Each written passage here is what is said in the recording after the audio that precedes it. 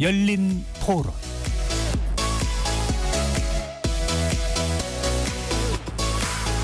안녕하십니까? KBS 열린 토론 배종찬입니다. 세계 하약구로 불리는 중동 정세가 시시각각 변하고 있습니다. 지난달 이란의 수도 테헤란에서 하마스의 정치 지도자 하니예가 암살당했죠. 이 사건 이후 이란은 이스라엘에 대한 보복 공격을 예고하고 있는데요. 바로 그 공격 날짜가 임박했다는 전망이 나오고 있습니다. 미국을 비롯한 중재국들이 이스라엘 하마스 간 휴전협정을 촉구하고 있는 상황에서 이란이 이스라엘에 대한 공격을 감행할지, 그 선택의 결과는 국제적으로 어떤 파장을 일으키게 될지 오늘 세 분의 전문가와 함께 자세하게 분석해 보겠습니다. KBS 열린 토론 지금부터 시작합니다. 치열한 토론 속에서 더 나은 세상을 찾아갑니다. 올바른 세상을 만드는 첫걸음. 평일 저녁 7시 20분 KBS 열린 토론. 오늘 토론 함께해 주실 세 분 소개합니다. 민정훈 국립외교원 미주연구부 교수 나오셨습니다. 예, 안녕하세요. 백승훈 한국외대 중동연구소 전임연구원 자리하셨고요. 네, 안녕하십니까. 유광호 대외경제정책연구원 아프리카 중동팀 전문연구원 자리해 주셨습니다. 예, 안녕하십니까. KBS 열린 토론 문자로 참여하실 분은 샵 9730으로 의견 남겨주실 수 있고요. 단문 50원, 장문은 100원의 정보 이용료가 붙습니다. KBS 1라디오의 모든 프로그램은 유튜브에서도 함께 하실 수 있으니까요. 많이 들어와 주시고 구독 꾹 눌러주시고 좋아요도 보내주시면 좋겠습니다. 자, 전운이 깊게 드리워지고 있는 중동 상황입니다. 경제적 파장도 무시할 수는 없는데요. 그러니까 우리 시민분들은 어떤 생각을 하고 계시는지 듣고 오겠습니다.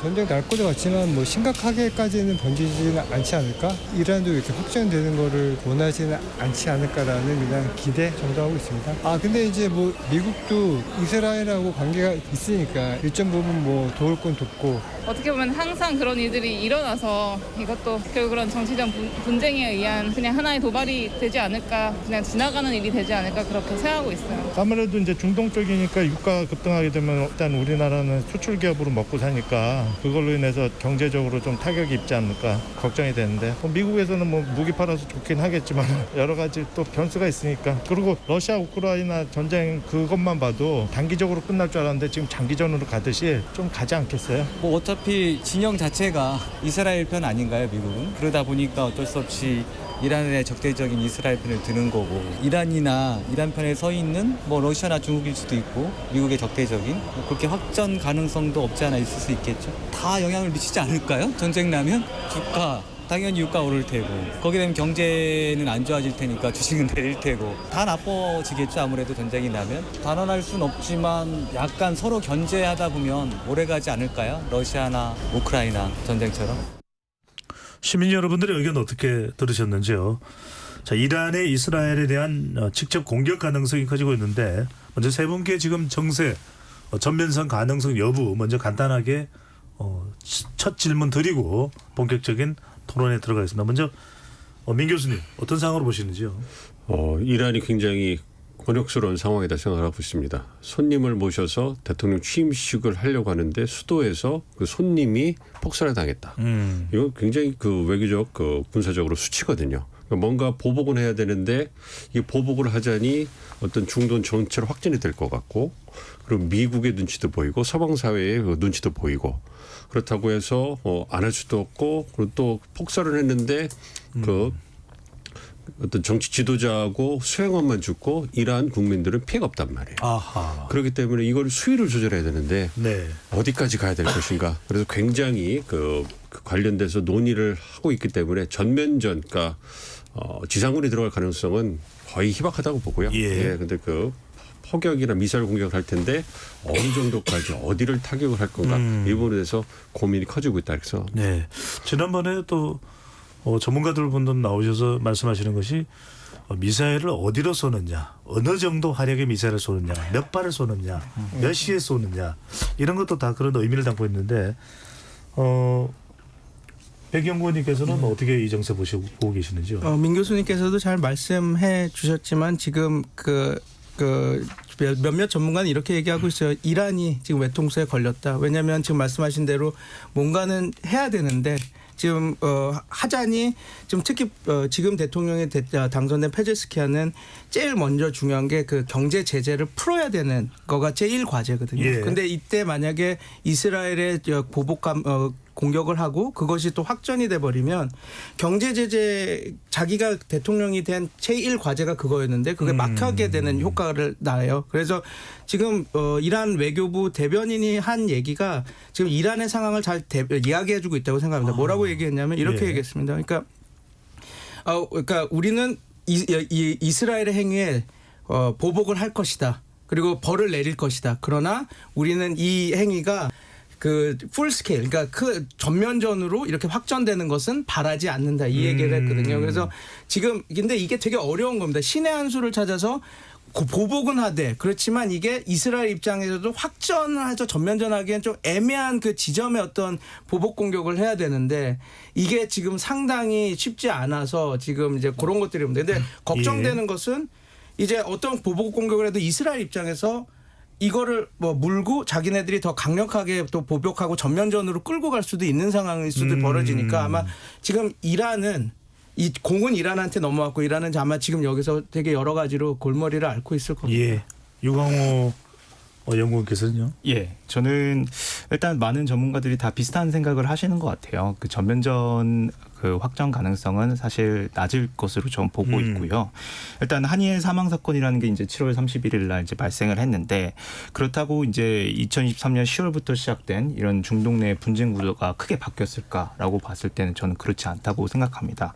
이게 작년 10월부터 이스라엘, 이란, 미국 이 세 개의 이제 분쟁 당사국의 어떤 전쟁의 유인을 생각하면 사실 세 개 국가 모두 그렇게 크지 않은 상황이고요. 예. 미국은 이제 대선을 앞두고 있는 거고 이란은 이제 뭐 최근에 이제 중국으로부터 중국이 이란산 원유를 많이 사들이면서 2020년부터 3% 이상의 그 성장을 하고 있긴 한데 지금 뭐 이제 환율이 문제인 거고 또 인플레이션이 문제인 거고 지금 민생 경제가 굉장히 안 좋은 상황이고요. 또 이스라엘도 뭐 이래저래 지금 많은 그 하마스랑 이제 전쟁을 하고 있지만 지금 현재 그 재정 수지가 작년에 마이너스 5% 그리고 올해 이제 마이너스 8% 되는 것으로 이제 예측이 되고 있거든요. 예. 그래서 이 전쟁의 어떤 그 경계선을 하마스 외에도 헤즈볼라나 이란이나 뭐 후티 이렇게 늘리게 되면 이들 국가 이스라엘 입장에서 사실 경제적으로 부담이 있는 것은 사실입니다. 그래서 저도 마찬가지로 이 세 개 국가의 어떤 전쟁의 유인을 생각하면은 지금 전면전 가능성은 그렇게 크지 않지 않을까 생각하고 있습니다. 크게 벌어지는 것은 원하지 않는다 이렇게 볼 수 있는데 미 교수님 더군다나 이스라엘의 뒤에는 미국이 있습니다. 뭐 외교 안보 관련 전문가의 분석이 아니더라도 미국은 이스라엘을 계속 지지해 왔으니까요. 자, 미국이 핵 추진 잠수함을 중동에 또 배치해서 반 이스라엘 세력들에게 미국이 있어 이렇게 아주 더 강력하게 그 이스라엘을 호위하는 이렇게 적극적으로 나서는 가장 큰 이유는 뭡니까? 그냥 늘 그래왔기 때문에 이스라엘이 미국이 중요하기 때문에 또 다른 이유도 있습니까? 확전을 경계하는 거죠. 예, 그 형무 전단이 들어가 있다라는 것은 그 지역의 모든 군사 움직임을 다 미국 보고 있다는 것이고, 그러니까 적정한 수준 이상의 군사적 행동이 일어났을 때는 과감하게 때려버리겠다. 이걸 경고를 하는 것이거든요. 그러니까 그것을 잘 알고 있는 이스라엘 세력들이 그 경고망동할 수는 없는 거거든요. 그러니까 뭐 미사일을 쏘거나 포탄을 쏘는 뭐 이 정도까지야 하겠지만 비행기가 뜬다든지 그 이외에 어떤 그 치명적인 군사적 행동을 할 수 없는 그런 상황을 그 보여주는 거고, 특히 이제 항모정단이 하나의 정보 그 본부가 돼가지고 이스라엘에게 시시각각으로 변하는 전선의 상황을 다 보여주고 있기 때문에 섣불리 움직일 수가 없는 것이죠. 그렇기 때문에 확전을 경고한다는 그런 메시지와 더불어서 군사적인 모든 움직임을 파악하고 있다는 것을 또 이제 그 주는 것이기 때문에 어떤 그 발을 묶어버리는 이런 효과가 있다고 생각합니다. 예, 그러니까 이란 또 헤즈볼라,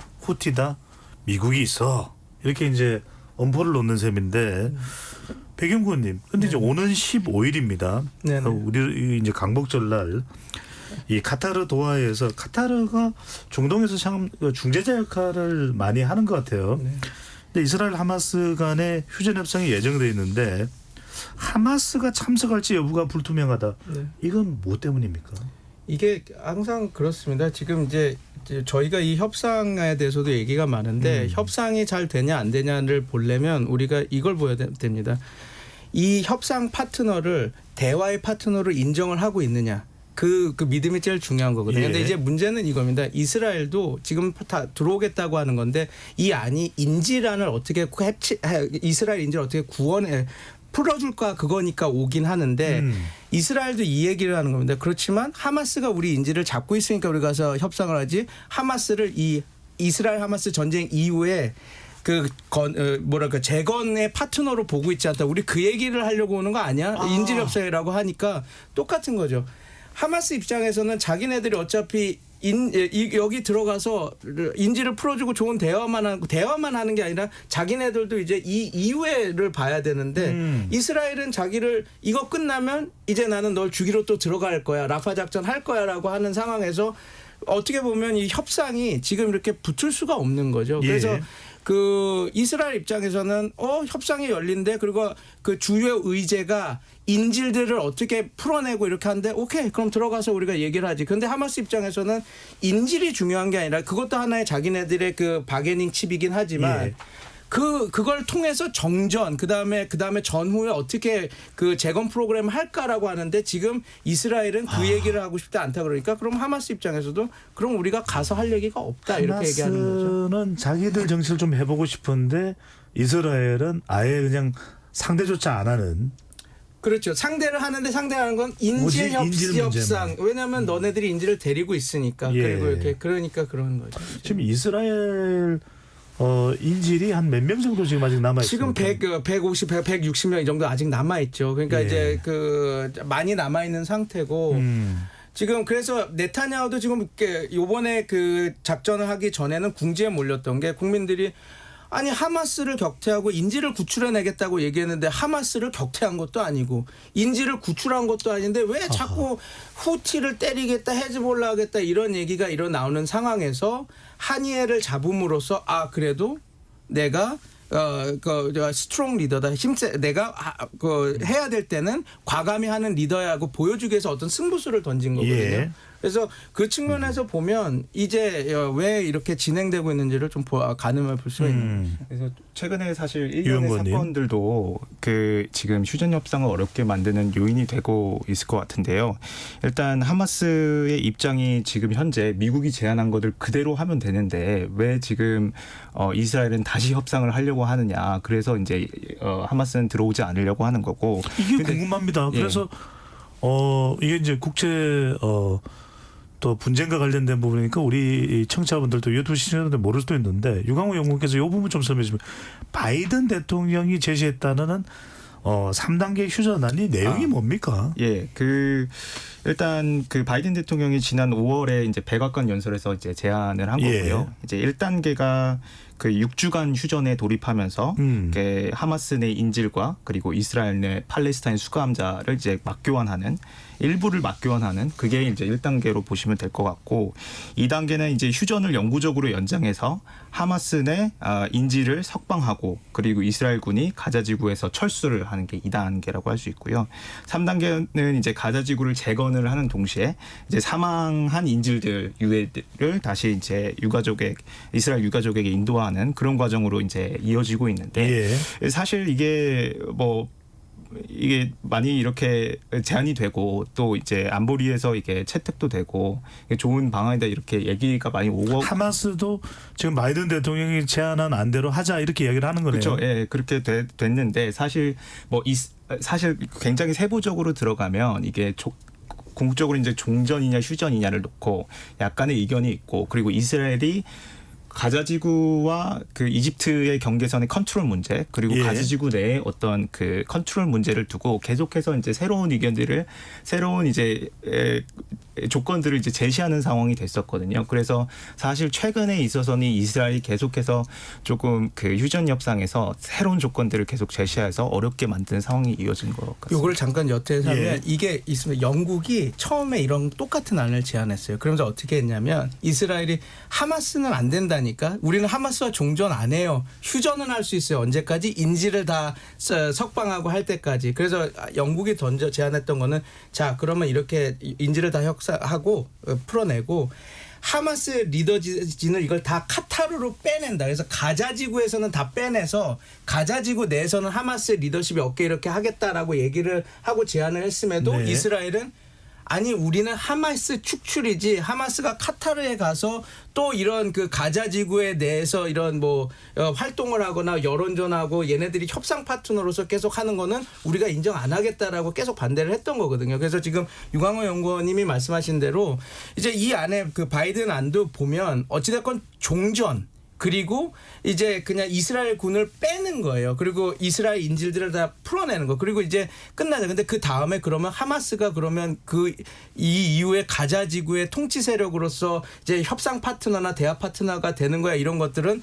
아무 얘기도 안 하고 있거든요. 그러니까 이스라엘 입장에서도 그거에 대해서 받아들이기가 힘드니까 여러 가지 안들을 제안하면서 계속 지금 어깃장을 놓고 있는 것이죠. 네. 민 교수님 어떻게 보시는지 지금 조금 전에 그 부분 잘 이해가 안 됩니다. 하마스를 카타르로 뺀다고요? 영국이 제시했던 안이 이스라엘이 그렇게 학을 띠고 싫어하니 네.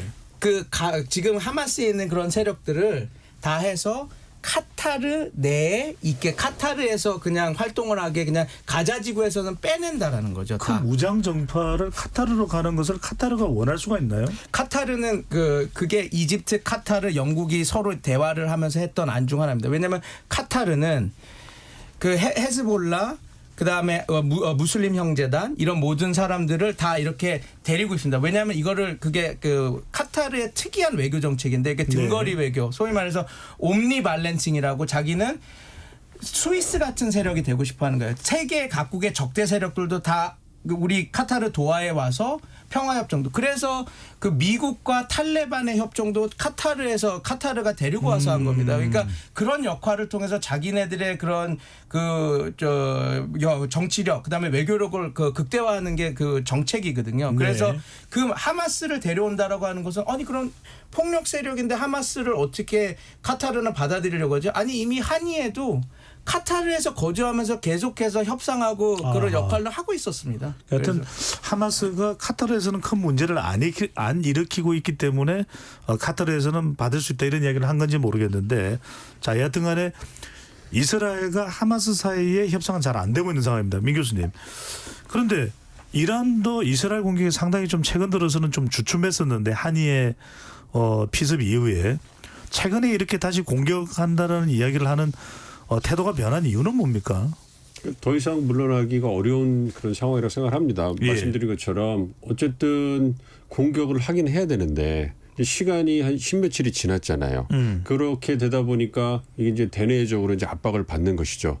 그래서 뭔가 그 공격을 하겠다, 뭔가 그 대가를 치르게 하겠다 얘기를 했기 때문에 그 부분에 있어가지고 지난 10며칠 동안 뭐 헤즈볼라라든지 후티 반군이라든지 뭐 논의를 좀 했을 거라고 생각을 합니다. 그래서 이제 거기에 따라서 어떤 그 대응책을 마련했다고 생각을 하는데 네. 그 대응책이 무엇이 될 것인가는 아직까지 좀 저 잘 모르겠고요. 그럼에도 네. 불구하고 이제 어쨌든 말씀드린 것처럼 지속적으로 이제 지켜보고 있기 때문에 이란이 뭔가 좀 행동을 옮기겠다 이런 걸 보여줘야 될 거 아니에요. 그런 부분에 있어가지고 이제 서서히 움직이는 것 같은데 어떤 구체적으로 어떤 형태로 나올지는 여전히 좀 미지수다라고 생각합니다. 민 교수님 이란 국내 여론은 어떻습니까?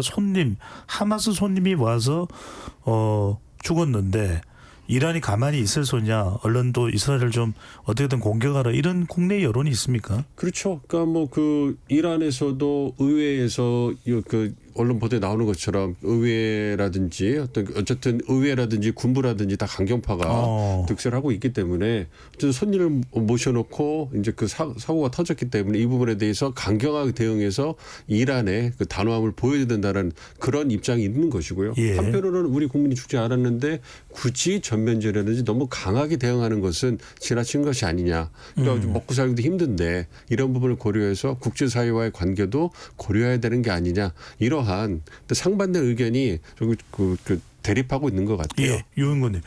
이렇게 이란이 뭔가 중동에서 형님처럼 역할을 하고자 하는 게 어떤 이유가 있는 겁니까? 종교적인 이유입니까? 아니면 뭔가 다른 지역 역학 구도의 이유가 있는 겁니까? 뭐 종교적인 이유가 있을 수 있고 뭐 일단 수니파의 종주국은 이제 사우디가 있는데 이제 이란은 그 반대의 이제 시아파의 종주국으로서 그 영내에서 영향력을 미치려고 하는 거고 그 시아파 종주국이 뭐 이란뿐만 아니라 지금 우리 많이 나오고 있는 이제 시리아나 뭐 헤즈볼라 헤즈볼라가 있는 레바논 그리고 예멘 뭐 이렇게 이 시아파의 국가들을 이렇게 잘 해서 그 안에서의 영향력을 좀 미치려고 하는 모습을 이란이 많이 보이고 있습니다. 예. 그리고 이걸 하나를 더 덧붙이면 이란의 그 군사 전략은 종심전이라고 하는데요. 그게 뭐냐면 이란이 만약에 전쟁터를 이란 쪽에 한정을 하면 이게 나폴레옹이 러시아한테 진 거랑 똑같은 겁니다. 왜냐하면 전선이 그러니까 모스크바로 끌고 들어오니까 전선이 길어지면서 보급선도 길어지고 그래서 나폴레옹이 전쟁은 다 이기고 들어갔는데 끝내는 졌지 않습니까? 예. 근데 이란은 뭘 계속 두려워하냐면 군사 전략적으로 압도적인 미국이나 이스라엘의 그 1대1로 하면 싸우기가 쉽지 않습니다. 그러니까 전선을 하마스, 그러니까 레바논 아니면 이스라엘, 그다음에 후티 남쪽 이렇게까지 멀리 해놓는 겁니다. 그러면 이스라엘이 공격을 할 때 이런 얘기하지 않습니까? 3면 전쟁 우리 할 거다. 그다음에 아니면 전쟁을 하더라도 레바논 북부를 치고 이렇게 간다고 하면 이란 입장에서는 전쟁을 이렇게 자기네들이 하는 전쟁의 공간을 넓힘으로써 이스라엘이 아무리 강군이라도 자기네들이 전쟁을 하는 전쟁을 10개 하면 이게 자기네들한테 그 전략적 우위에 있거든요. 그래서 뭐 우리가 항상 요거를 조심해서 봐야 돼요. 우리가 시아의 맹주니까 그 종교적인 거를 전파하고 그러기 위해서 시아의 맹주로서 시아 프록시들을 이런 대리전을 들고 있는 거다 이런 얘기도 근데 너무 손쉬운 얘기고요. 이란도 합리적인 행위자입니다. 그래서 전략상으로도 그렇게 대리전 그림자 전쟁을 통해서 하는 것이 군사적 전략적으로도 훨씬 이익이 되기 때문에 자꾸 그런 그 대리전 자국에서 멀리 떨어져 있는 레바논 예멘, 그다음에 뭐 하마스 이런 쪽으로 전선을 자기 본국에서 자꾸 떨어뜨리는 것이죠. 그런 전략이 있는 것이고. 네. 자, 또 하나는 이제 이 이란 정부가 그렇다면 이렇게 중동에서 뭐 호르무즈 해협에서 촉발될 수 있는 경제 위기설 이야기도 뭐 종종 하긴 합니다만 이렇게 전쟁을 했을 때 이란도 상당히 부담이 될 수 있습니다. 그러다 보니까 핵 협상에 나설 거라는 전망이 나오고 있는데 이란이 핵 협상에 나선다는 이야기, 민 교수님 이건 무슨 이야기입니까? 이제 이란 내부에 페제스키안 그 온건바 대통령이 들어왔잖아요. 그러니까 온건바 대통령은 배경원이 말씀해 주신 것처럼 어쨌든 사회적인 부분에 있어서 대내적으로 뭔가 좀 개혁적인 부분들 좀 보여줘야 될 거고요. 뭔가 좀 제재라든지 규제를 좀 풀어주는 모습을 대내적으로 보여줘야 될 거고 대외적으로는 국제사회에 부과하는 제재라든지 국제사회에서 보다 좀 관계를 개선하는 이런 모습을 보여줘야 되지 않겠습니까? 그렇기 때문에 예전에 로산 대통령이 들어와가지고 JCPOA라든지 뭔가 국제사회와 어떤 그 관계를 개선하는 움직임을 했거든요. 예. 그러니까 가장 중요한 것은 그 경제 제재를 좀 풀어줘야 되는데 그걸 하기 위해서는 JCPOA를 복원하는 움직임을 하는 것이 가장 상징성일 수 있거든요. 그렇기 때문에 이걸 통해 가지고 이란의 새로운 정부가 들어왔고 이란의 새로운 행정부는 미국이라든지 서방 사회와 관계를 개선하고 싶은 의지가 있다라는 걸 보여주는 거죠. 예. 그래서 핵협상 재개론을 얘기를 하는 건데 그렇다고 해서 이게 바로 이제 미국이라든지 서방이 응할 가능성은 쉽지 않기 때문에 미국 대선도 있고요. 그래서 어쨌든 상징적으로 보여주는 거니까 이란도 뭐 전쟁 전면전을 할 거다. 그다음에 공격을 할 거다, 그 대응을 할 거다 이러한 어떤 그러한 위협도 있지만 그 반면에 어떤 이란 내부가 내부적으로 갖고 있는 경제적 어려움, 예. 경제적 어려움을 해결하기 위해서 다른 측면에서는 이제 국제사회와 대화를 하겠다 이런 모습을 보여주는 그런 상징적인 어떤 그러한 행동이라고 생각합니다. 핵이 이제 무기로서 굉장히 미치는 상징적 영향이 큰데 유광우 연구원 보시기에는 이란에서 핵은 뭐고 그렇다면 미국도 이란도 핵을 놓고서 무슨 이야기를 하겠다라는 겁니까? 지금 이란의 그 새로 당선된 이제 대통령이 이제 페지시키안 대통령이 이제 온건 개혁파로 이제 분류가 됩니다. 그래서 사실 히잡 문제도 그렇고 이제 히잡, 이 옷 복장을 이야기하시는 거죠? 이것을 네. 뭐 근본적으로 이게 히잡을 쓰는 게 잘못됐다 이건 아닌데 이제 국가가 이걸 다루는 방식을 조금 다르게 하겠다 이런 얘기도 하고 있는 거고 그리고 지금까지 잘 안 되었던 핵합의 문제도 지금 풀려고 여러 가지 노력을 하고 있는데요. 예. 이란이 이제 지금 경제적으로 상황이 굉장히 좋지 못하다 보니까 이란 그 국민들 사이에서도 이게 정부가 정책을 잘못하고 있는 게 아닌가 이런 불만들이 많이 그간 쌓여 왔었고 이런 것들을 해결하기 위해서 사실 이 페제스키안은 사실 그 대선 때도 그렇게 이렇게 유망하게 당선이 유력했던 주모는 아니었었는데 이게 굉장히 극적으로 당선이 됐었고요. 예.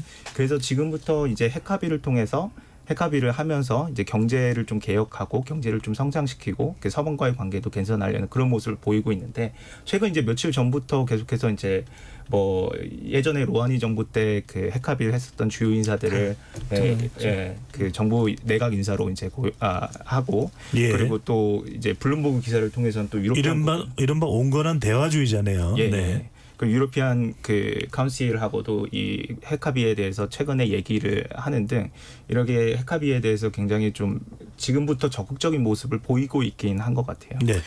구체적인 내용을 좀 알고 싶습니다. 그러니까 이제 네. 트럼프 전 대통령이 자신의 재임 때 이란과의 핵 합의를 파기를 했던 겁니다. 그렇죠. 그러니까 지금 이제 저도 또 우리 청취자분들도 궁금한 게 이란의 핵이 뭔데 무슨 핵 합의를 했는데 이걸 파기를 했다라는 건 뭔지 이게 궁금해요. 간단하게 말씀드리자면 오바마는 이란 핵을 이렇게 봤을 때 가장 위협한 것이 뭐냐면 이란이 20% 농축 우라늄을 상당히 많이 쌓아놓고 있었거든요. 예. 근데 문제는 그 뭐 핵 발전, 그러니까 핵폭탄과 핵 발전이 차이가 있는 기술이 아닙니다. 그러니까 예를 들어서 핵 연료를 만드는 농축 우라늄을 만드는 그 방법과 핵 폭탄을 만드는 방법이 같거든요. 근데 그 핵 농축을 해서 90% 이상으로 농축을 하면 그게 핵폭탄, 웨폰 그레이드 폭탄이 되는 거고 10% 내지 20% 하면 이제 그 발전용, 산업용 이게 돼서 사용되는 거니까. 저농축, 고농축. 그렇죠. 네. 저농축, 고농축. 그래서 이란이 쓸데없이 자기네들이 그거를 쓸 수도 없는 그런 핵시설도 없는데 20% 농축 우라늄을 많이 갖고 있으니 뭐라고 봤냐면 오바마는 이란이 나쁜 마음을 먹고 오바마 대통령은 나쁜 먹고 이걸 핵 계속 돌리면 2달 안에 핵무기를 만들 수 있다. 그러니까 우리는 이거를 상당히 끌어서 그 브레이크아웃 타임을 1년 6개월 이상으로 늘리겠다라고 해서 오바마는 모든 것을 그랜드 바게닝 그렇게 해서 풀 수 없다. 그러니까 어떻게 할 거냐면 이란의 핵 능력을 획기적으로 저하시킬 거다. 어떻게 20% 농축 우라늄을 3%로 낮추고 그다음에 자기네들이 쌓아놓은 우라늄 양을 상당히 적은 상태로 20년 동안 유지해서 얘네들의 핵 능력을 그렇게 고정시키겠다라는 아니었거든요. 근데 트럼프는 이 얘기를 한 거죠. 아니 핵을 포기시킨 것도 아니고 왜냐하면 그 전에 부시 행정부는 제로 인리치먼트 절대 인리치먼트 자체를 못하게 하겠다라고 해서 이렇게 압박을 했던 건데 오바마는 그게 IAEA에서는 농축 우라늄 프로그램을 갖는 거는 모든 국가가 갖는 권리니까 그걸 못하게 한다는 건 계속 어깃장만 나니까 허용은 해줄게. 그런데 정말 약한 수준에서만 할 수 있게 해서 협상을 내린 겁니다. 근데 트럼프 입장에서는 그거조차도 오히려 그 핵 능력을 키우는 하나의 기술을 계속 고도화시킬 수 있는 걸 해준 거다라고 해서 반대를 했던 거죠. 그래서 오바마 대통령도 이걸 했을 때 이겁니다. 근데 자기가 자신이 없었어요. 왜냐하면 상원에 가져가서 이거를 승인을 받아야 되는데 상원에서 자기네들이 그 다수표를 받을 자신이 없으니까 행정명령이라고 그 대통령 권한으로 직권 권한으로 그냥 JCPOA를 해버린 겁니다. JCPOA. 그러니까 그 포괄적 핵 협상 그거를 네네. 안을 그 승인을 한 겁니다. 그랬더니 트럼프 대통령이 되고 나서 나도 땡큐 그러면 나도 똑같이 오바마가 했던 행정명령으로서 취소시킬게 해서 취소돼서 이 상황이 오게 된 것이죠. 민 교수님, 그런데 오는 11월에 미국 대선 결과가 어떨지 모르겠는데 트럼프 재집권 가능성 상당히 높거든요. 그러면 암만 이렇게 이란이 온건파 대통령이 와서 핵협상을 시도하려고 했는데도 가능할까요? 가능성이 희박하죠. 말씀해 주신 것처럼 어쨌든 트럼프 전 대통령이 집권해서 그러니까 행정협정이라고 그래서 예. 조약은 상원의 비준을 받아야 돼요. 그래서 그 상원의 비준을 받아야 되는데 공화당이 그 JCPOA에 대해서 처음부터 반대를 했기 때문에 너무 온건한 비둘기파고 미국이 이란에 끌려다닌다고 해가지고 정치적으로 굉장히 많이 비난을 했기 때문에 예. 이게 상원에서 통과될 가능성이 희박했기 때문에 오바마 전 대통령이 그냥 행정협정을 통해 가지고 이제 그 통과를 시킨 건데 뭐 트럼프 전 대통령 입장에서는 그거에 대해서 뭐 공화당 의원들도 반대하고 용훈이 말씀해 주신 것처럼 뭐 그 제대로 이란 핵도 통제도 못하는데 괜히 이란의 약한 모습만 보이는 거다. 이거는 오바마가 잘못한 거다. 자신이 이제 오바마가 다르기 때문에 해결할 수 있다. 그래서 폐기해 버린 거거든요. 예. 그렇기 때문에 트럼프 전 대통령이 다시 집권하게 되면 그럴 가능성이 거의 제로에 가까운 거죠. 이란과의 관계가 더 악화될 수도 있겠네요. 그렇죠. 그래서 그 부분에 대해서 이란도 어쨌든 그런 불확실성이 있음에도 불구하고 일단 그 온건파 대통령이 이제 취임을 했기 때문에 나름대로 대미 관계를 개선하고 싶은 상징적인 어떤 행동을 보여주고 싶은 거예요. 어쨌든 해리스 후보가 당선될 가능성도 있잖아요. 그렇죠. 그렇기 때문에 자신들이 할 거를 해놓고 이제 11월 대선 결과를 보고 또 추후에 다른 또 선택지를 갖지 않을까 생각하고 예. 있습니다. 유광영은 어떻게 보시고 요즘 뭐 트럼프 전 대통령이 가장 싫어하는 이름이 해리스라고 하는데 지금 하여튼간에 이스라엘이 최근에 이 중동 내에서 최근에 일으키고 있는 일련의 사건들이 상당히 뭐 하마스에게도 강경하게 나오고 있는 게 뭔가 이란의 핵 합의를 좀 막기 위한 그런 좀 일련의 움직임이다라는 해석도 있는데 어떻게 보시는지요? 예, 뭐 그런 것도 분명 있을 수 있고요. 지금 아까 말씀드린 것처럼 지금 당선된 페제스키안이 예. 핵합의를 굉장히 열심히 추진하려고 하고 있고 또 그 당선 전부터 그 얘기를 많이 해왔기 때문에 그것을 뭐 견제하는 용도로도 볼 수 있을 것 같습니다. 근데 저는 다만 그 이전에 이스라엘이 어떤 지금 생각을 갖고 있는가를 본질적으로 먼저 생각을 해봐야 될 것 같아요. 이스라엘은 먼저 이제 지금 구급파 연적 문제가 있고요. 그래서 좀 더 이렇게 강경하게 안 하면은 그 나타냐후 이제 정부가 지금 총 의회에서 64석을 갖고 있는데 이제 총 120석 중에서 과반수 이상이 안 되면은 연정이 무너지게 되는 거거든요. 지금 뭐 간당간당하네요. 근데 4명만 이제 탈퇴를 하면 연정이 무너지게 되는 건데 이제 그것을 좀 신경을 많이 쓰고 있는 거고요. 특히 이제 구우파들은 계속해서 이런 전쟁을 장기화하고 또 강경에 밀어붙이려고 노력을 하고 있는 거니까 그리고 뭐 많이 얘기가 나오고 있지만 나타냐후 자체도 이런 금품 수수나 뭐 이런 것들로 이제 지금 사법 리스크도 걸려 있기 때문에 본인이 어떤 이런 전쟁을 장기화하지 않으면은 긴장 관계를 장기화하지 않으면은 나중에 어떤 본인의 그 정치 생명에 문제가 될 수 있다. 이렇게 두 가지 측면을 좀 볼 수 있을 것 같습니다. 이거 좀 무서운 이야기네요. 자기의 신상 문제 때문에 이런 중동 전쟁화까지 이른다라는 것은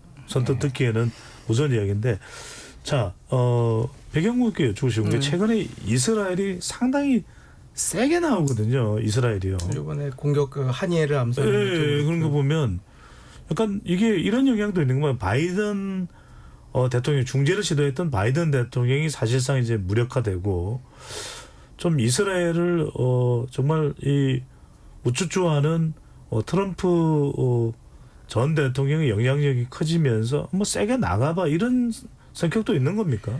그럴 수 있죠. 왜냐하면 한이에가 정치국 의장으로서 모든 협상의 대표였거든요. 하마스죠. 하마스에. 네. 근데 그 사람을 죽여버린 거잖아요. 그러니까 나는 협상 안 한다라고 하는 것을 가장 큰 레벨의 그 정치적 행위로서 보여준 것이죠. 근데 지금 아마 이렇게 보시면 될 것 같습니다. 이제 뭐 꼭 이제 우파들의 그 이스라엘의 우파들의 생각이랑 같이 이제 싱크로를 맞춰서 가는 건데 자기의 생존을 위해서 아마 이거는 제가 볼 땐 네타냐후의 승부수입니다. 어떻게 했냐면 이거는 지금 아까 말씀드린 것처럼 네타냐후가 계속해서 몰리고 있었어요. 왜? 하마스의 전쟁도 끝내지도 못했고 인질도 구출해내지도 못했는데 계속 전쟁만 늘어나고 지금 300일이 넘어가고 지금 경제도 안 좋고 지금 그런 상황이거든요. 이스라엘 내부에서는 대규모 시위까지 있을 정도였다면서요? 당연히 어느 정도였냐면 휴가 갔던 군인이 다시 난 가자로 안 돌아갈 거야 하고 다시 그 복귀를 거부하는 일도 벌어지고 이런 일이 벌어지는 거거든요. 그러면 어떤 상황이 벌려면 네타냐후 입장에서는 그때 4월에 그 시리아에 있는 다마스커스에 있는 이란 공간을 공격했던 것처럼 이제 어떤 승부수를 던진 겁니다. 그때는 그때 당시 노렸던 그 네타냐후의 생각은 공간을 치면 욕을 먹겠지만 거기서 죽은 사람들이 IRGC 지도자들 그다음에 헤즈볼라 그 사령관들 하면 아니 왜 니네들 관계 없다면서 공간에서 니네들 같이 있었어? 무슨 회의하다 준 거야? 그래서 뭔가 변화를 원했던 거거든요. 그런데 이제 실패를 했죠. 근데 이번에도 똑같습니다. 한이엘을 암살하고 나면 이제 뭐 국민들이 이렇게 보수파들은 이렇게 생각할 겁니다. 그때 오바마 대통령이 오사마 빈 라덴을 잡고 그다음에 재선에 성공했던 것처럼 그래 우리가 욕하고 해도 정말 강력한 리더십으로 지금 이 위기 상황에서 네타냐후만한 리더가 없구나라고 이렇게 얘기를 하고 그래 한이엘을 잡았어 그리고 진짜 말한 대로 그 이란에 초대한 그 행사에서 잡았어 저 정도면 수장을 잡은 거니까 잘했다. 그러면 가자지구 이렇게 하고 돌아와도 우리가 좀 어느 정도 일을 했다고 칭찬해 줄게 하고 그런 여론이 형성된다면 전쟁이 여기서 끝나더라도 좀 전리품이 생긴 겁니다. 그전에는 어떠한 성과도 없는데 그 한이엘을 잡음으로써 네타냐후는 돌아갈 수 있는 거죠. 그런데 만약에 전쟁이 이래서 확전된다? 그러면 그래 시간을 더 벌어서 전쟁을 하면서 자기의 그 어떤 그 정치적인 그 어떤 뭐라 그럴까 생존을 위한 뭔들을 하지. 그래서 나름 네타냐후는 상당히 머리를 쓰고 던진 노림수였다고 볼 수 있죠. 그런데 민 교수님 궁금한 것은 미국 내에서도 지금 중동 지역으로부터 미국에 와 있는 사람들 중심으로도 그렇지만 또 미국 국민들 사이에서도 이스라엘이 지금 가자 지구에 넘어가는 것 아니냐 그런 움직임이 있었던 것도 확인됐지 않습니까? 미국은 이거 어떻게 풀려고 하는 겁니까? 어쨌든 미국 행정부 입장에서는 이스라엘이 지역이 굉장히 중요한 그 우군이기 때문에 절대 버리지 못할 거고요. 그리고 또 미국 내의 어떤 그 유대인들의 어떤 정치적 경제적 영향력을 고려해 보면 함부로 못할 거란 말이에요. 그래서 해리스 후보도 사실 아랫게 미국인들의 표심을 생각해서 자신의 어떤 인종적 배경도 고려해서 뭔가 그 이스라엘이 하마스의 공격에 그리고 그런 부분에 대항할 권리는 있지만 그럼에도 불구하고 책임 있는 군사작전을 펴야 된다 이렇게 얘기를 하거든요. 뭐 그럼에도 불구하고 해리스도 결국에는 이스라엘에 대한 그 무기 지원, 금수 조치 같은 걸 하지 않겠다. 그래서 결국 풀어줄 수밖에 없거든요. 그러니까 이 정책 결정자 입장에서는 이스라엘은 절대 포기할 수 없는 중요한 정치적 카드. 그래서 버릴 수가 없는 거고요. 그렇지만 이게 여론, 유권자 입장으로 가면 이게 세대별로 나뉘는 거예요. 그러니까 좀 나이가 많으신 분들은 여전히 미국과 이스라엘의 어떤 그 유대 관계, 어떤 혈맹 관계를 중시하기 때문에 이스라엘을 도와줘야 된다. 근데 젊은 층으로 갈수록 이제는 팔레스타인의 어떤 가자 지구에 살고 있는 그러한 팔레스타인들의 어떤 비극을 보면서 저건 지나친 것이 아니냐. 아무리 이스라엘이 중요해도 이스라엘에 대해서 미국이 통제를 해줘야 된다. 이런 입장을 갖고 있기 때문에 갈리고 있는 거죠. 그래서 이제 정책 결정자 입장에서는 이스라엘을 포기했었고 유권자 11월 대선 앞져놓고 유권자들은 갈라지고 있으니까 여기에서 뭔가 봉합을 해야 되는데 이게 바이든 대통령이 쉽지 않은 거죠. 알겠습니다. 자, 2부에서는 이 경제적인 영향 그리고 우리 한국에 미치는 영향 그리고 또 미국 대선에 미치는 영향 한 발 더 깊숙이 들어가 보겠습니다. 토론 진행되는 동안 청취자분들께서 많은 의견 보내주셨는데요. 어떤 내용인지 확인해 보겠습니다. 정의진 문자캐스터.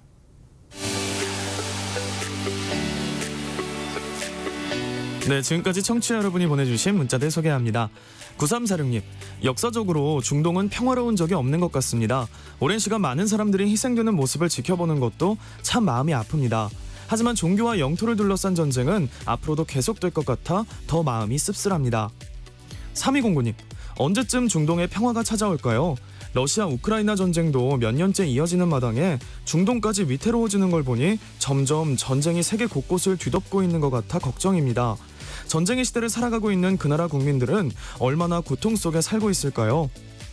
불타는 지구촌님, 한때는 지구촌 곳곳이 평화롭고 여유로운 시절이 있었는데 이제는 대립과 반목의 시대로 바뀌고 있는 것 같습니다. 이럴 때일수록 패권 국가를 자처하는 미국과 중국의 역할이 중요한데 미중 양국이 자국 이기주의만 주장하고 있으니 세계 평화가 요원해 보입니다. 1201님, 국가 간 전면전이라는 표현이 맞을까요? 민간인들 방패 삼아서 뒤에서 미사일 쏘거나 폭탄 테러 등을 자행하겠죠. 민간인들을 방패로 무자비한 공격을 시도하는 쪽이 잘못인지, 그 공격을 막기 위해 또 다른 보복 공격을 하는 쪽이 잘못인지 머릿속이 복잡해집니다.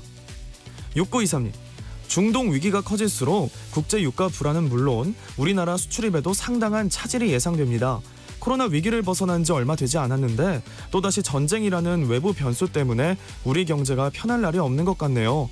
안보를 위한 외교 정책도 중요하지만 경제를 생각하는 외교 정책도 중요한 때인 것 같습니다. 라고 보내주셨네요. 네, KBS 열린 토론, 이 시간은 영상으로도 생중계하고 있습니다. 유튜브에 들어가셔서 KBS 일라디오 또는 KBS 열린 토론을 검색하시면 지금 바로 토론하는 모습 보실 수 있습니다.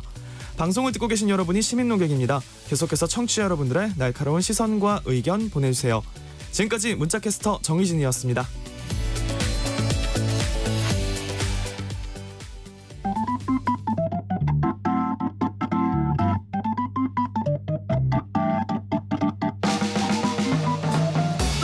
세상을 바꾸는 질문, 열린 토론이 시작합니다. KBS 열린 토론은 언제나 열려 있습니다. 단문 50원, 장문 100원의 유료 문자 샵 9730, 그리고 KBS 어플리케이션 콩으로 여러분의 의견을 남겨주세요. KBS 열린 토론 2부 이어가겠습니다. 이란, 이스라엘, 중동 상황에 대한 자세한 내용 분석하고 있습니다.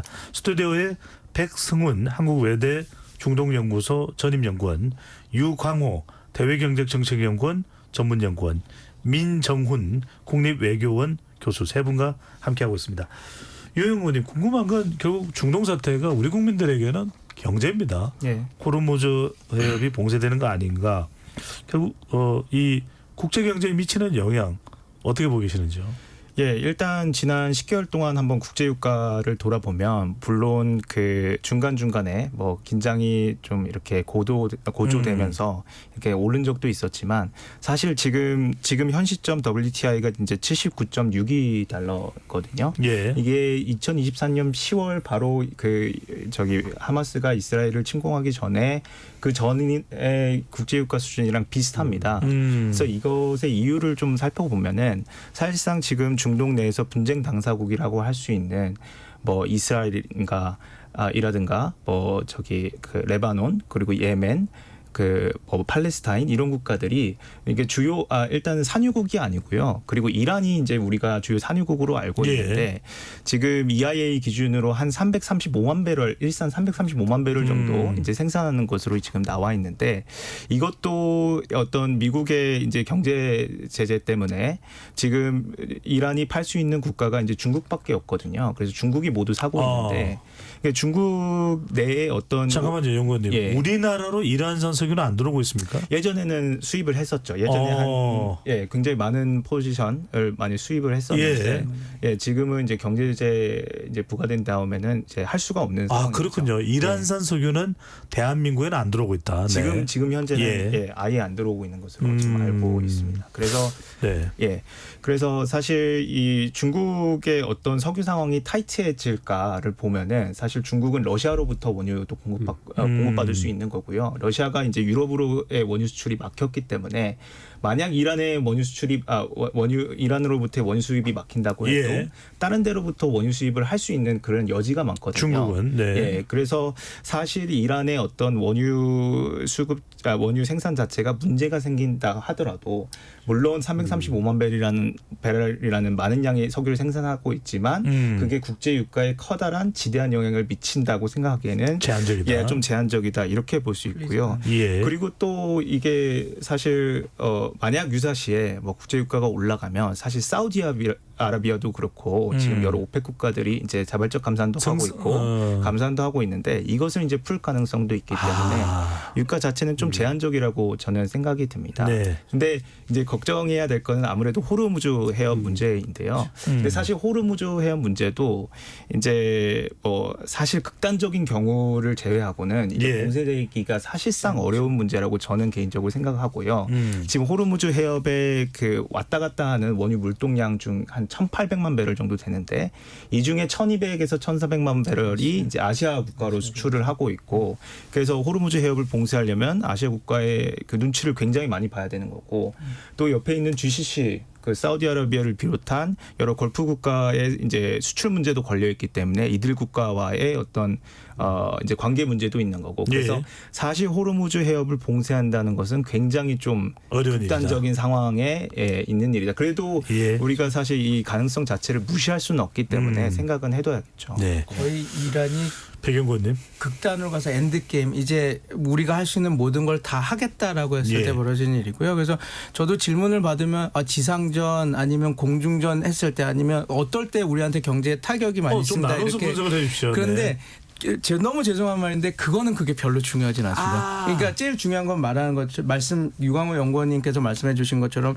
되게 유명한 물동량 그 초크 포인트가 있어요. 그러니까 병목 현상이 이렇게 예. 딱 일어나는 그게 이제 우리가 잘 아는 아덴만 그러니까 그 거리고 그 아덴만 상륙 작전의 아덴만이죠. 네 맞습니다. 거기하고 그 다음에 호르무즈 해협인데 그건 후티가 만약에 우리 이스라엘과 완전히 그 끝장전을 가자. 그래서 우리가 살 수 있는 모든 거를 다해서 여기를 막고 여기를 그 다음에 호르무즈들을 막겠다 그러면 이제 지금 말씀하신 건 홍해를 말씀하시는 그렇죠. 겁니다. 홍해 네. 들어가는. 근데 홍해를 막게 되면 우리나라 경제에서는 뭐가 있냐면 왜냐하면 수에즈 운하라고 잘 아실 겁니다. 우리가 가는 예. 유럽에 들어가는 물동량의 상당수가 그쪽으로 가거든요. 만약에 그렇지 수에즈 운하를 못 가게 된다면 남아프리카의 희망봉을 돌아와야지. 그러면 2주 이렇게 걸리면 그때도 한번 나왔지만 4월 달에 그런 경험이 있었는데 그때 운송비가 250% 올랐거든요. 예. 그러니까 이제 그런 것들이 문제지 전쟁이 공중전이나 이게 아니라 전쟁이 어느 정도까지 고조가 돼서 정말 이란이 자기가 쓸 수 있는 모든 카드를 다 써서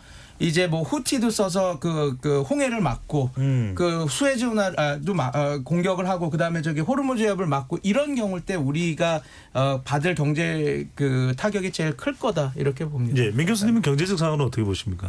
그러니까 말씀해 주신 것처럼 우리한테는 좀 제한적이라고 생각을 하고 예. 있어요. 그러니까 이란도 어쨌든 국제사회의 관계, 지역 국가들과의 관계를 고려하고 있기 때문에 전면전에 나서고 있지는 않잖아요.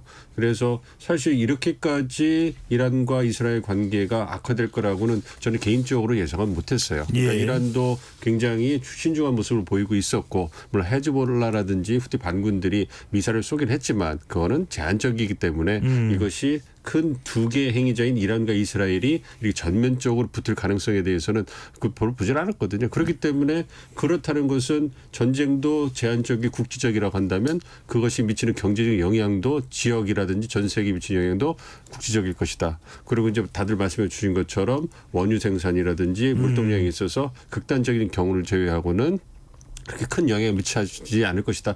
이렇게 보고 있었기 때문에 그런 부분에서는 좀 이렇게 좀 관망을 하고 있었는데 예. 일단 이란이 이번에 어떠한 그 군사 움직임을 보일지 이 부분에 대해서 또 다른 그 타격을 받을 수 있기 때문에 지켜봐야 되겠습니다. 말씀하신 김에 지금 이란과 이스라엘 사이의 관계 또 이란이 이스라엘을 어느 수준으로 공격하느냐에 따라서 미국 대선에 미치는 영향은 어떻게 보십니까? 누구에게 좀 더 유리하고 누구에게 좀 더 불리하다. 트럼프에게 좀 더 유리불리, 해리스에게 좀 더 유리불리 이런 게 나올 수 있습니까?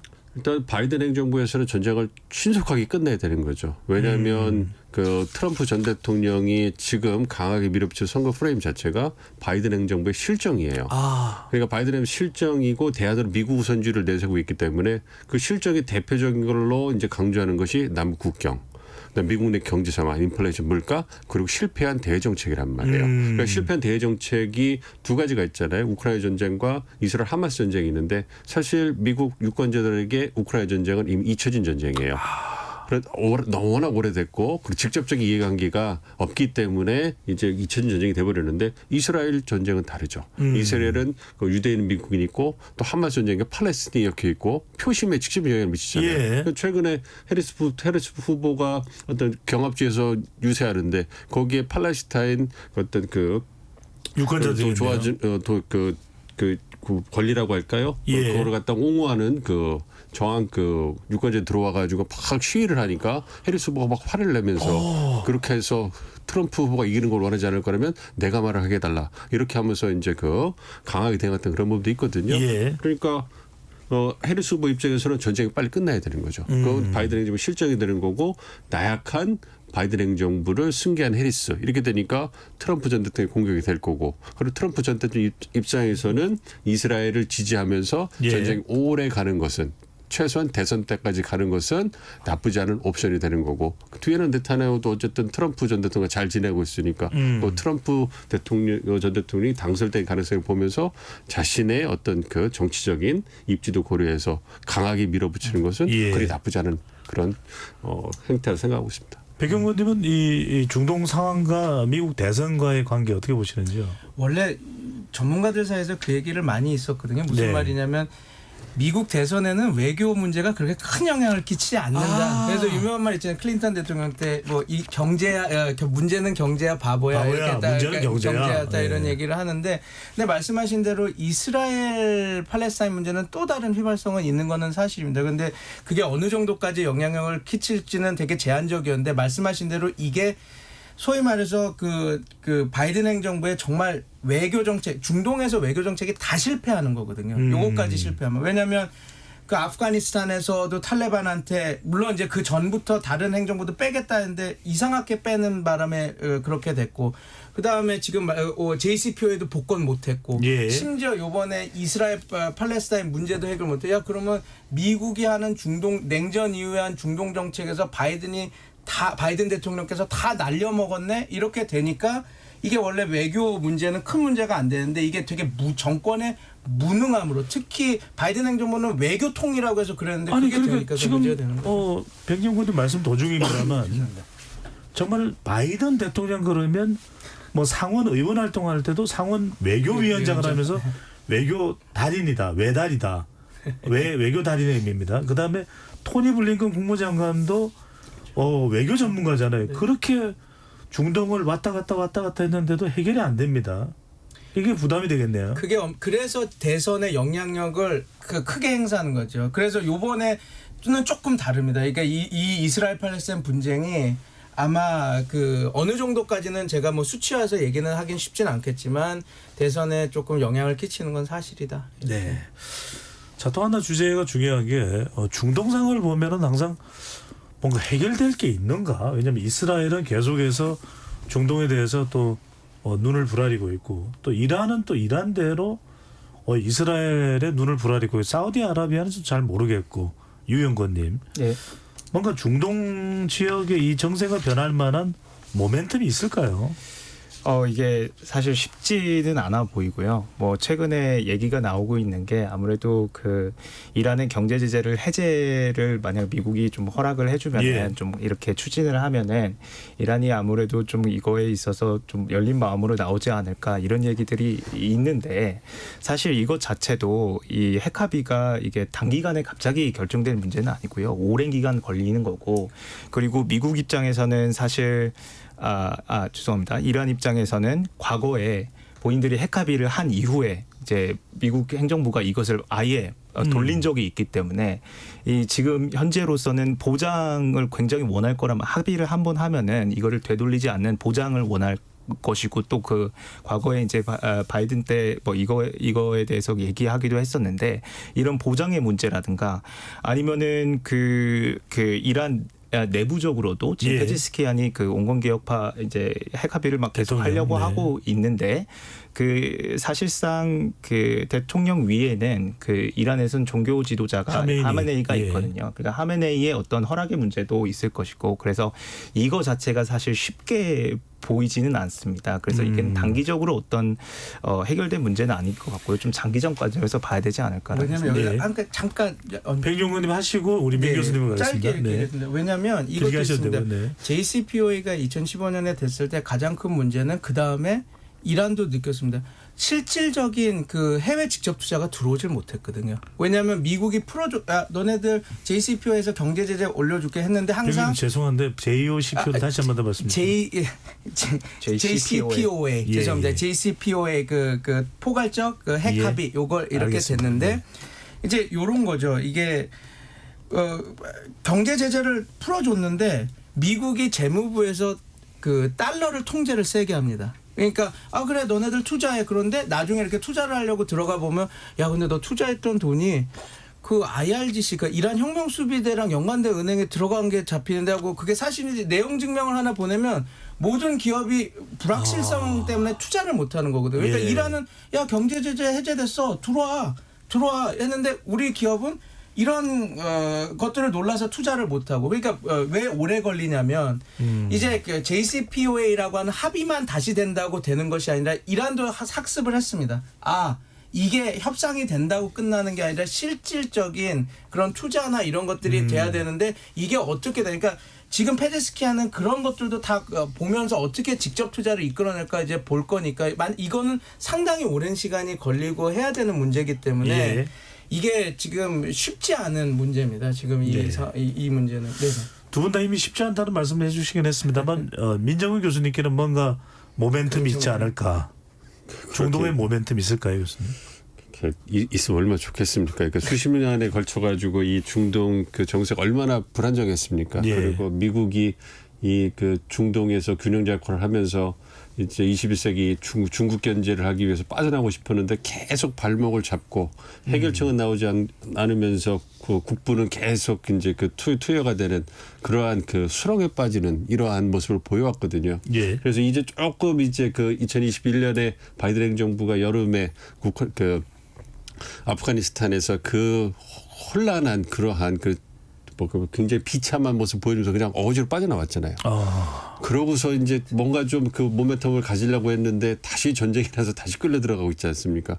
그렇기 때문에 그런 걸 생각해 보면 대선 결과가 어떻게 되더라도 미국 행정부가 바뀌더라도 또 전향적인 그 태도를 갖는다 하더라도 이 중동 내의 역학관계가 워낙 복잡하기 때문에 예를 들어서 이란과의 그 미국과 이란과의 그 어떤 그 핵협의라든지 어떤 예. 그 JCPOA가 다시 복원돼 가지고 이란과 미국과의 관계가 개선된다고 생각하면 그게 일부분이잖아요. 그러면 사우디와 미국의 관계, 사우디와 이란의 관계, 이스라엘과 사우디의 관계, 이스라엘과 그다음에 그 이란의 관계 여기서 또 어떠한 또 그 도화선이 돼서 뭐가 폭발할지 사실 이번에 그 이번에 그 하마스가 이스라엘을 공격한 것도 사실은 이란과 그러니까 미국이 어떤 사우디아라비아와 팔레스타인 이러한 그 관계 이 역학관계를 갖다가 뭐 개선하고 하는 그런 부분에서 받아들일 수 없었기 때문에 그 공격을 해버린 그 이스라엘 관계를 갖다가 막기 위해서 개선되는 걸 막기 위해서 이제 공격한 그런 부분이 있거든요. 그리고 예. 또 다른 하마스가 나오지 않으라는 법이 없잖아요. 그렇기 때문에 참 해결책이 어렵기 때문에 어떤 예. 좀 반짝이는 아이디어를 드려야 되는데 죄송스러운 마음. 아닙니다.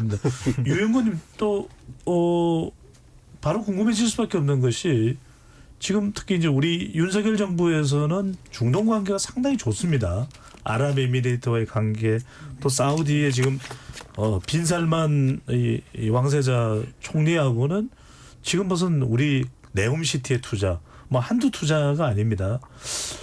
또 이제 카타르하고도 상당히 좋은 관계 있는데 이것도 영향을 받을까요? 이 중동 사태에서?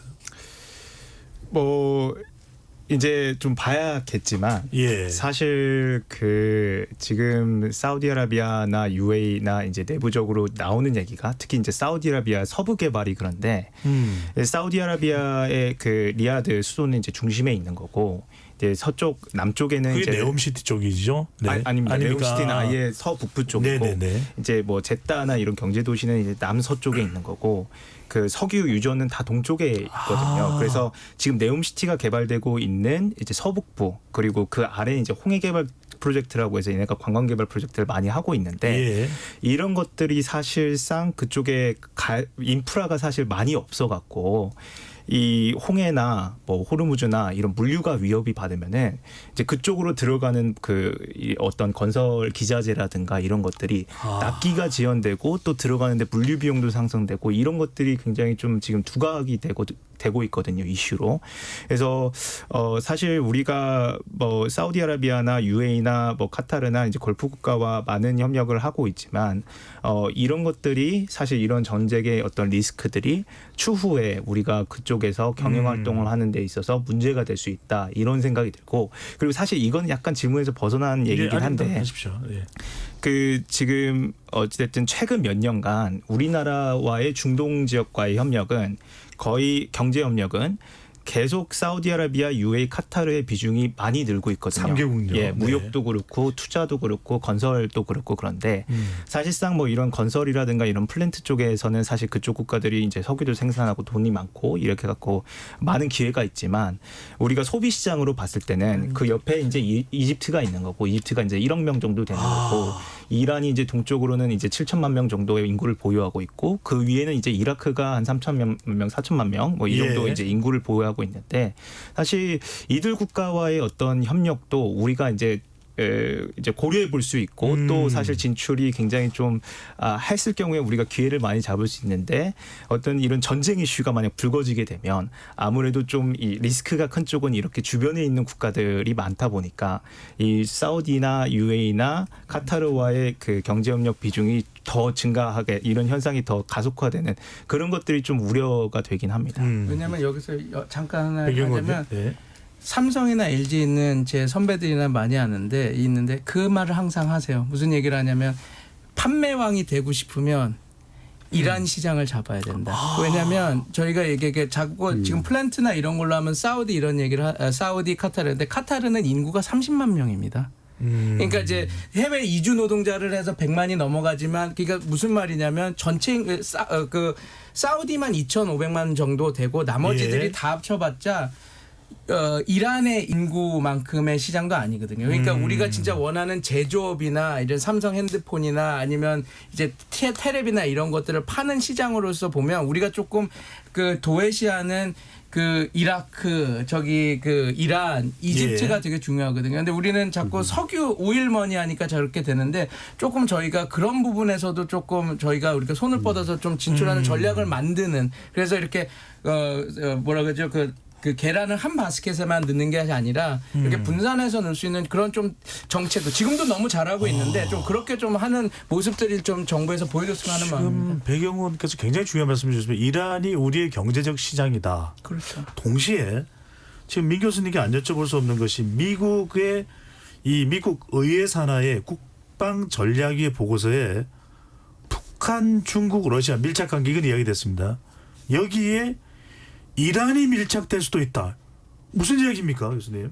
그러니까 이란이 그 중동 지역의 어떤 불량 국가의 그 미국으로 본다면 불량 국가의 어떤 그 우두머리 아니겠습니까? 예. 그리고 이제 저쪽 유럽 쪽에 러시아가 불량 국가가 있고 중국이 이제 그 어떤 공세적인 그 경쟁 국가. 이렇게 되면 북중 러이가 됩니다. 그러니까 생각해 보시면, 그러니까 얼마 전에 나토 정상회의가 열렸잖아요. 거기에 이제 한국이라든지 어떤 인도태평양 IP4 국가가 3년 연속 초대가 됐잖아요. 호주, 뉴질랜드. 네, 그러니까 한국, 일본, 호주, 뉴질랜드가 초청된 이유 중에 가장 큰 부분이 아무래도 북한과 러시아와의 군사협력이거든요. 그러니까 우크라이나 전쟁이 유럽 전쟁인데 갑자기 북한이 러시아에 포탄을 제공하면서 이제 이게 대륙간 전쟁이 돼버린 거예요.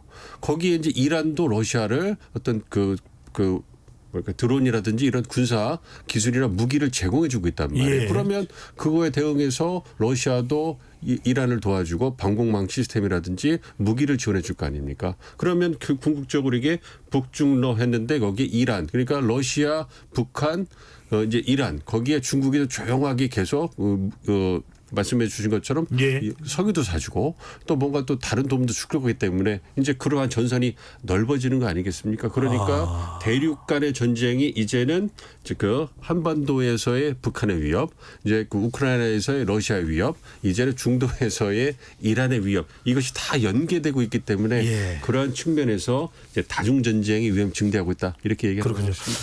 자, KBS 열린 토론 중동 상황 과연 한반도에는 어떤 영향을 미칠지 마무리를 해야 될 시간이 되고 있습니다. 자, 끝으로 이런 중동 상황에서 우리 정부는 어떻게 해야 됩니까?